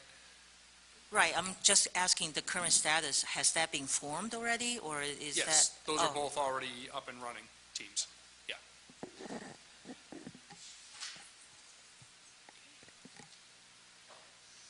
I have a question around diversifying our educator workforce. So can you talk a little bit more about how we go about making ourselves more appealing to a more widely diverse teaching and staff team? I don't know what to call it. How do we make, what is some of the thinking that's gone on around those types of issues? It's the $1 million question.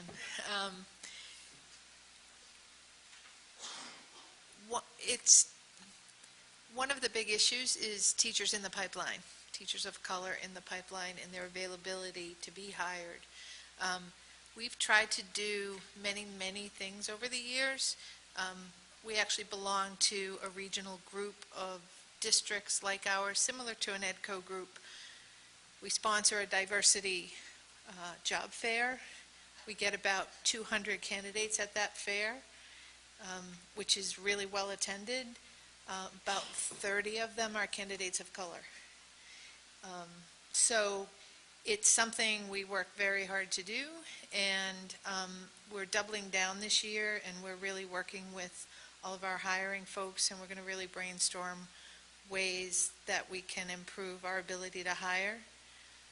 We have very decentralized hiring. Our hiring committees are very, if it's a second grade teacher, there's going to be a team within the building, within the early grades at that school.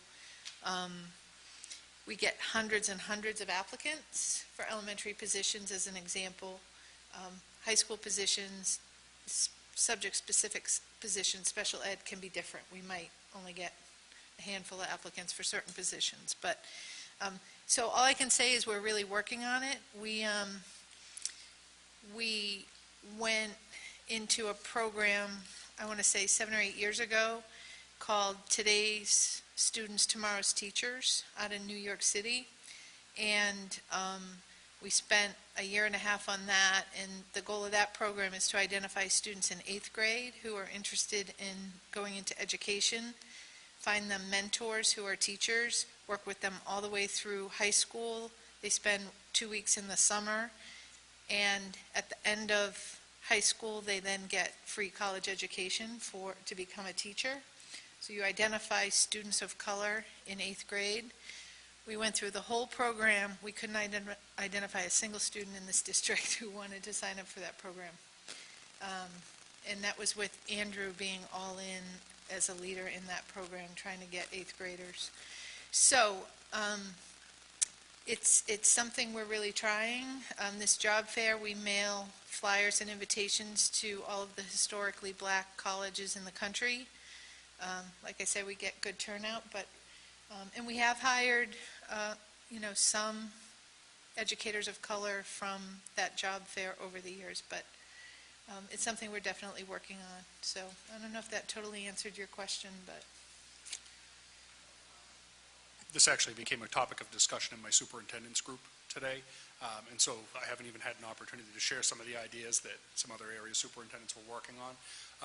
But there's one superintendent who is actually going down south on a college tour to the historically black colleges, to their recruitment fairs at their universities, and they intend to actually be able to make an offer on the spot, because what they've found is if you find a qualified candidate and you have them go through the same traditional processes and have to come back to your district 4 and 5 times, by the time they've done that, they've already taken a job somewhere else that's just more appealing.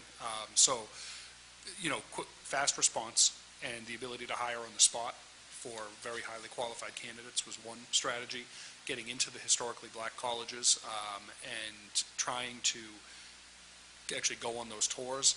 There were some people who had started toying with experimenting with even creating housing opportunities for teachers within their community, where there might be shared housing that you might bring young teachers into, provide housing. There were college to educator pipelines.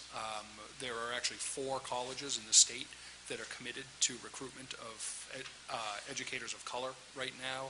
And so I actually got some of the contact names of the people there who would be willing to look at some creative partnerships, possibly bringing people in early in their teaching careers, maybe before they have a license, maybe they work as an assistant at a school, and you work with them to go through that career pipeline, and then they end up working in your system. There were a lot of different creative opportunities. It's on the minds of just about every school district in this region right now, because it's something everyone's struggling with.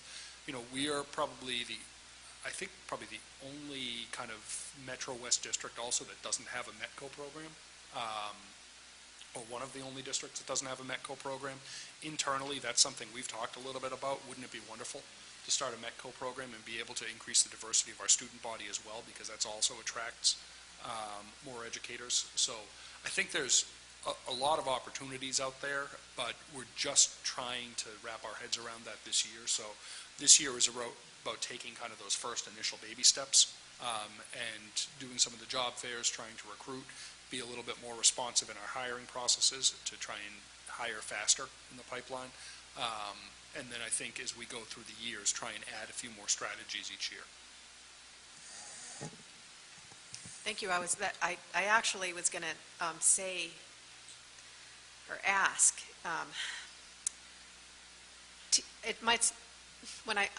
can teachers afford to live here? That's really my question. And so is there a partnership with the town? I mean, I'm really kind of just brainstorming at this point. But one of the things that I think would make this town more appealing is if teachers could actually afford to live in the towns where they teach, or even close to the towns that they teach. So I was glad to hear you bring that up. Angela. I kind of just want to say, with the population of Asian here, that we may consider, going Asia to India, because the fact is we have 30% of Asian population in our community. That's it, yeah. That's a great point, and that's something we've absolutely talked about as well. I think, and the district has really tried to recruit Asian teachers in the past, and it's been a struggle too. Probably along the same similar lines, that it's been challenging everywhere. But that's one thing we actually just talked about. Actually, Don Marie and I were just talking recently about that it's just so striking that we only have, really you could count the number of teachers on one hand. So very much appreciated in terms of comment.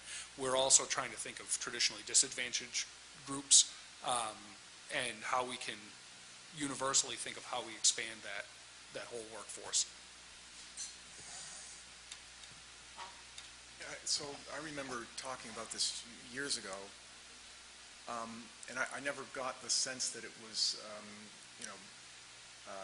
out of lack of trying to make these hires. It's just been hard, and all I can say is just keep trying. Mary. I would add that, so I work at the Heller School at Brandeis, and we're working on this as well to get a more diversified staff. And one of the things we do now for every round of hiring is the hiring team has to go through a bias training. Because we all have a lot of unconscious bias, and it happens when you're looking through 150 resumes. There are things that you can be judging on because you're going pretty fast, that you don't realize you're doing, and in interviews and things like that. And so that can be really helpful too. I mean, I'm hearing it's a pipeline problem, and I understand that, but this might be another step, and I can certainly, I've said to Marie, but I haven't followed through, so I wrote a note to actually follow through to share some of the stuff we do in that area with her. Yeah. Thank you, Mary. Anyone else? Okay. Thank you, everyone.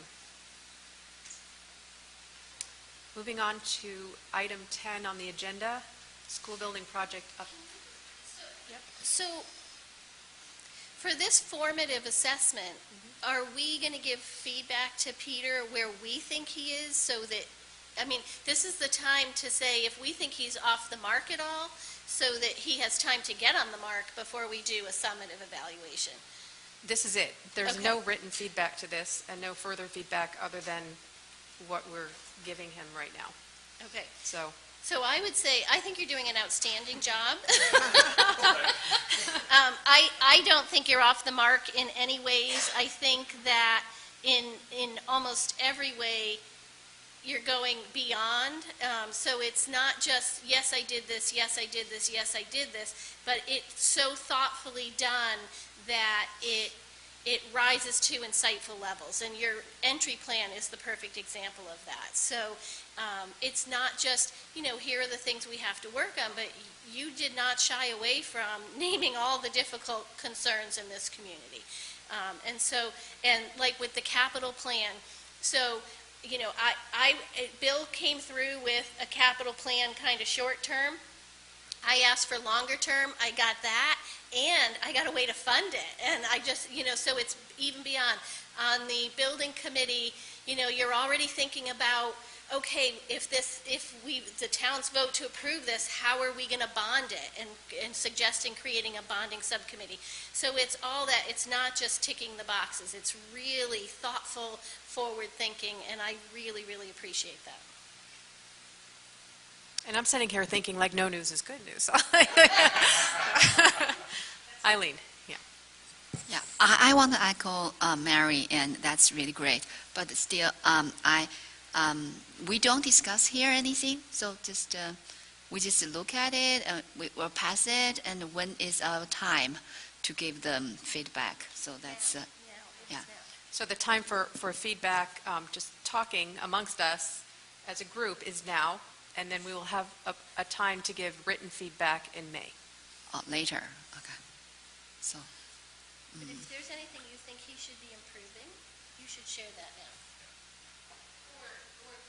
Or by email in the near future. I just think it's unfair if there is something that you'd like to see different now, say it now. Don't wait till May and ding him, because this gives him an opportunity to address it between now and then. Amy. I completely agree with Mary, and I guess I'm sitting here reading over everything that you've written here. I didn't feel compelled to ask a question, or because I feel like everything. I'm very happy with what you're doing, and I think you laid out some examples perfectly. So thank you for actually speaking up, because I was just sitting here going, "Yep, okay, yeah, great."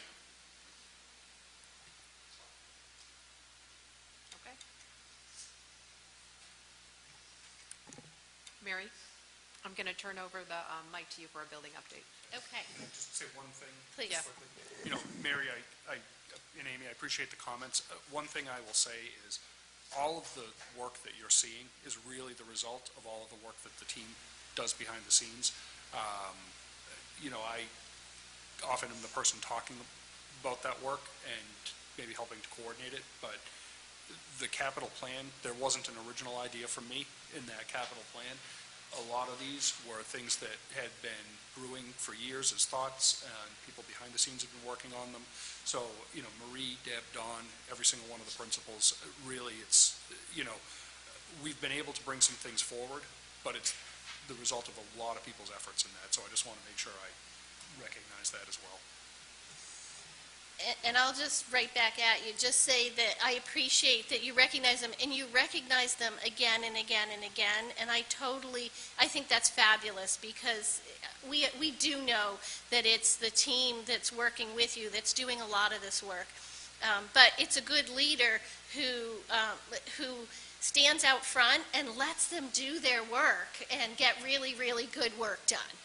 So I also appreciate that. So, yeah. Angie? Yeah, can I clarify one thing? So we are providing the feedback for the superintendent, but the entry finding, which the feedback for that we're going to have a separate process to continue that work. Is that how it works? Yes. Okay. Yes. Okay.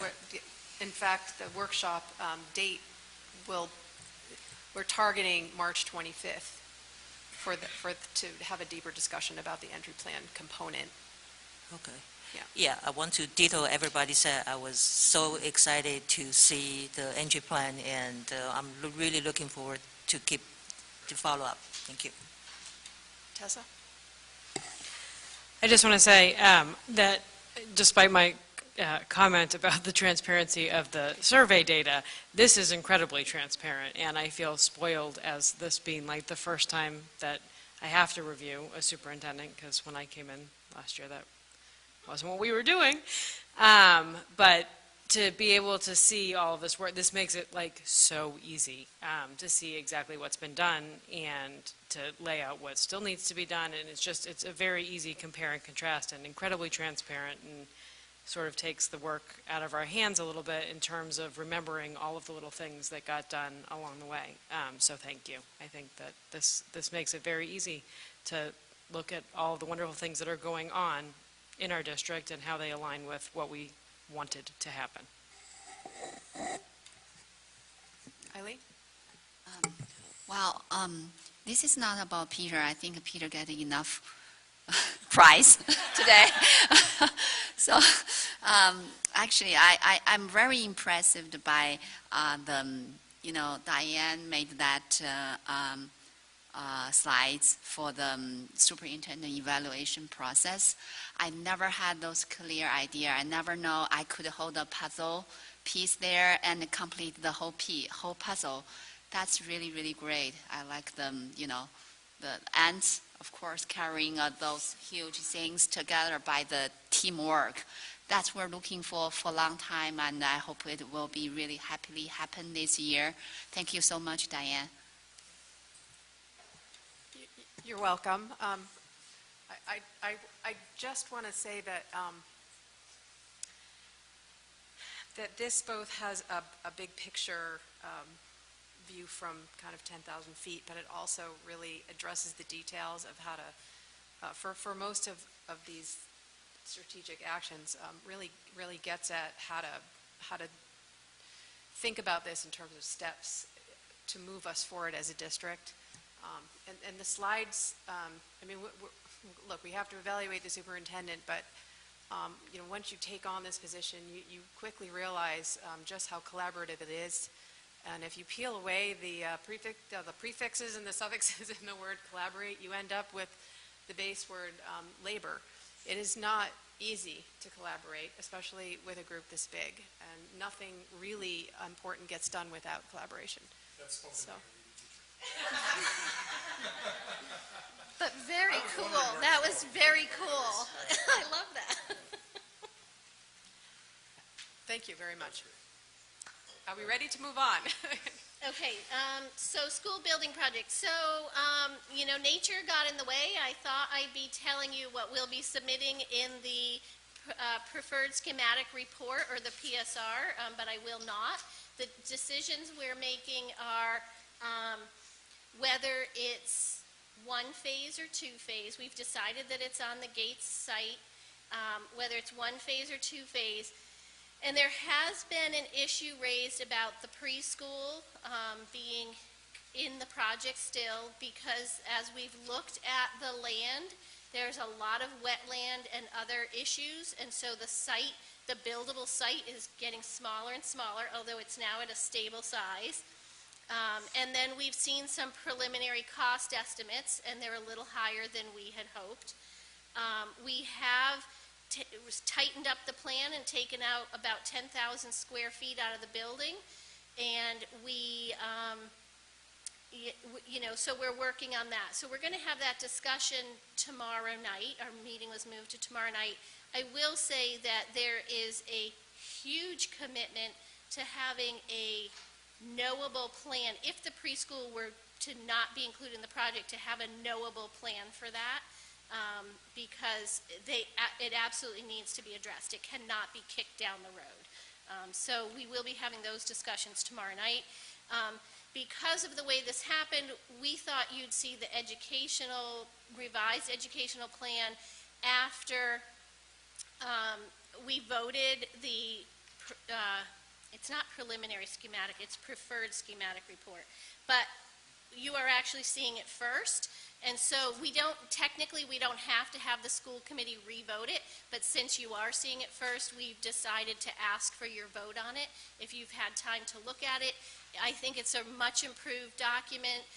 You really get a flavor for all of the elementary schools, and particularly the Douglas and the Gates School and Conant, and why that's driving what we want within the building. If there's any questions or comments about that, I'd love to hear it. Tessa? Can I just ask why all of the schools are included as like what their philosophies, like what the thinking? What bothered me about that, and I understand, it's just like a document that we have to submit to them, but to me, like reading some of those things sort of brings out all of the differences that are meant to be perceived but may not actually, like I just didn't really understand why all 6 elementary schools are included as that. Because the things that were included in each blurb are really different from each other. Yeah. I'm going to let Marie speak to that, who is the architect of a large part of this. This update to the educational program was in direct response to the feedback they gave us. So you might remember they gave us a, 5 or 6 page feedback list of questions. They, a lot of what they were asking about had to do with twin school, consolidated schools. So we're describing it rightfully so as a consolidated school with 2 programs. And so there are quite a few questions about why 2 programs. And there was another town that tried to go for a twin school, and it did not pass.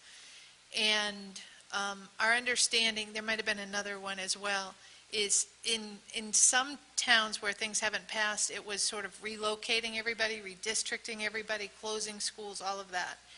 So they had several questions in their feedback, really trying to understand open enrollment, why open enrollment, and they very specifically asked, describe the differences among all the schools.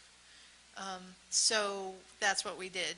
And who wrote those pieces? Did the principals write? So I took a lot, yes, I took a lot of them from the kindergarten handbook, which the principals have written, and we had done Gates, Douglas, and Conant the first round of the ed program, and we took it out because we thought similarly to how you're reacting.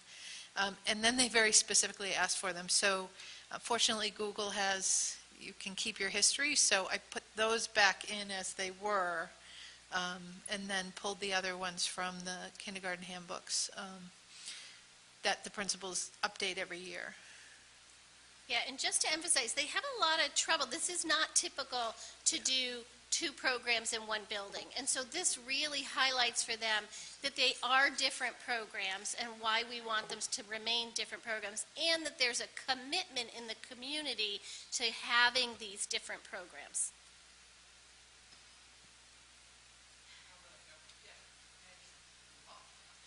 So I'm kind of surprised to hear that they struggle with open enrollment, because I just feel like it's a fundamental building block for equity. And what I can't understand is why more communities don't do it. I just want to be clear in my language. I'm not saying they disagreed with open enrollment. I think they had a hard time understanding it and how that would impact one large 1,000-student elementary school with 2 programs in it. Yeah, I'm not sure everyone would agree with your point of view, but yeah. I hear you. So are you looking for a vote tonight on the ed plan? I am. Okay. Do I hear a motion? No. Move to approve the revised Douglas ed plan.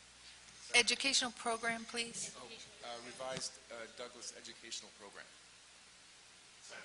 Okay, any further discussion? All in favor? Any opposed? Abstentions? Motion passes unanimously. And I just want Adam to give us an update. He was at a meeting today, yesterday? Yes, today. So we met today with a number of the consultants who are working on the building program to set an EUI target. And so for those of us who don't know what another 3-letter acronym means, EUI stands for Energy Usage Intensity. And this is the building block to helping design the building as a net zero building, particularly for energy. So we sat with a number of our consultants and looked at the different factors that affect how the building uses energy, things that we didn't necessarily consider at the outset. There's a concept around plug load, so everything that gets plugged into the wall, and what things might get forgotten about, how many printers you may have, how many turtles you need to keep warm throughout the season, and then also the usage of energy in the kitchen around refrigeration and cooking and the movement of air to remove those types of items that happen in the kitchen space. So the idea is that once we set the target of an energy usage intensity number, then we can begin to design that. And a large portion of the way to reach that number is around engaging the community. And that's both the broader community, but also the people who live and work in that space. So making sure that everybody understands that when you leave the room, you turn the lights off, or what systems are in place to do that. Or the idea that maybe not every classroom needs a printer, but maybe a couple workrooms around the building need a printer. And then once we get that target and we know how much energy we're using, then we begin to look at how we offset that, primarily through photovoltaic cells, solar panels on the building and around town. There were a lot of really interesting discussions around the definition of net zero. Do you count where the energy is produced or where the energy is consumed? Do you count emissions? So do we have gas in the building or do we not have gas in the building? How do we offset all of those? How do we calculate all of that? So it was a really great discussion. We did settle on a number that I'm not sure, I had to leave the meeting early, so I'm not sure if it's fully agreed upon, but that will then begin the rest of the process around designing both the building architecture and then the structures and the components inside. We had both JD and Kate Crosby there, like I said, as well as a number of the consultants who are working on the program.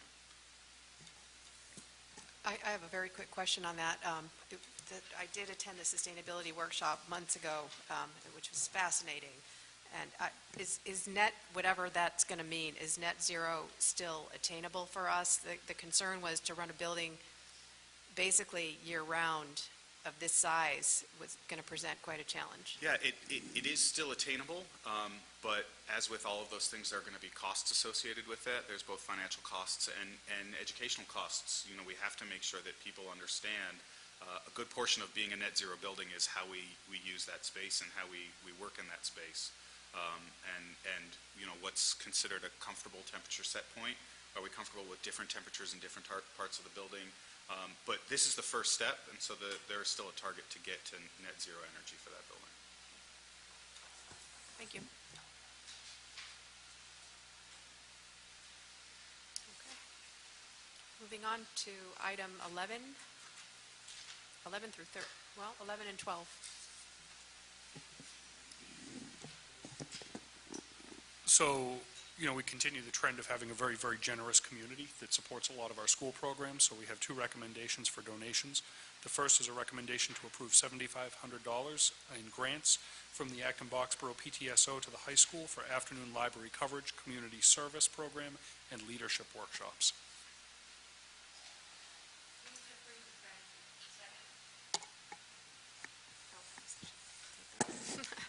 All in favor? Any opposed? Any abstentions? Motion passes. And the second one is a recommendation to approve $2,000 donation from the Teenage Anxiety and Depression Solutions Organization, otherwise known as TADS, to the high school to promote mental health. Move to approve with gratitude. Second. All in favor? Any opposed? Any abstentions? Motion passes. Moving on to subcommittee and liaison reports. Amy, update us on policy and budget. So I don't have anything on budget to update, 'cause we haven't met since the last meeting. And policy, we've been struggling a lot with getting a quorum because it was a 6-member team, committee. So we've kind of been struggling with that, and Eileen has very graciously offered to step down from that committee so that we would have a 5-member committee to make it just a little bit easier to meet. A quorum is 3 as opposed to 4. So thank you, and we're sorry to not have you there, but thank you so much for offering to do that. That's it. Thank you. It is always a struggle. You want to include as many members as you can, but then you run the risk of what happened, which is that people have lives and things happen, and then you can't meet without a quorum. So when we go to do the next round in the summer of who wants to be on what committee, let's keep that in mind. Adam, capital improvements? No update. Okay. Acton Leadership Group? No update. I think the last meeting was the morning of our... Yes, it was. Yep. Boxborough Leadership Forum? Okay. Ginny is our legislative liaison, so I'll hand it over to you.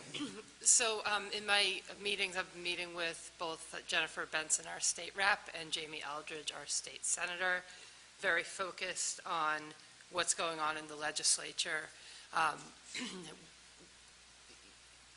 What my concern was, and what I've spoken with Jennifer Benson and Jamie about, is that a lot of times, given the length of time that this legislation has languished and the critical need that has resulted in the lack of funding for certain student populations, the higher performing or wealthier districts are sometimes, not taken care of in the first round, and meaning that it could be another decade before people realize, oh, well, it was great that we helped, the very low income and the, very struggling districts, but now we have to catch up with the districts that are kind of above that, which is where we are clearly. So just having a lot of conversations about how to make sure that wealthy towns are included, and keep reminding them that, of the serious increase in our special needs, lower income students, et cetera. So Jennifer Benson, I think, have you heard from her? Is she going to be able to come? Yeah, she has accepted our invitation, or my invitation, to come to the March 21st school committee meeting. Great. So I will, in that case, leave to her very able abilities to explain, and, things are changing kind of on a daily basis in terms of what's happening at the State House around this issue. So, that's something to be very focused on. And then the other thing that I've talked to her about, and for anyone who doesn't know, her background is as a member of the school committee of her town in Lunenburg. And we talked a lot about implementing or starting a changeover to universal all-day kindergarten, which is something that, I know that we're going to be considering down the road. So she was actually on her school committee when they implemented the change to universal all-day kindergarten. So she has firsthand experience. I also discussed with her, because unlike a lot of other districts, it's a double whammy budget-wise. and for obvious reasons, and asked her to look into whether there might be any sources of funding that the state has to help us, and she is going to do that. And also talked to her about opportunities by the state for alleviating costs related to professional development and other things. So she's pretty excited about all of it, and I think she's really an awesome resource for us, and to the extent, she has the ability and the time to come, I think we should stay in the front of her mind, as, she has many districts that are different from ours that she's going to be advocating for, the state has.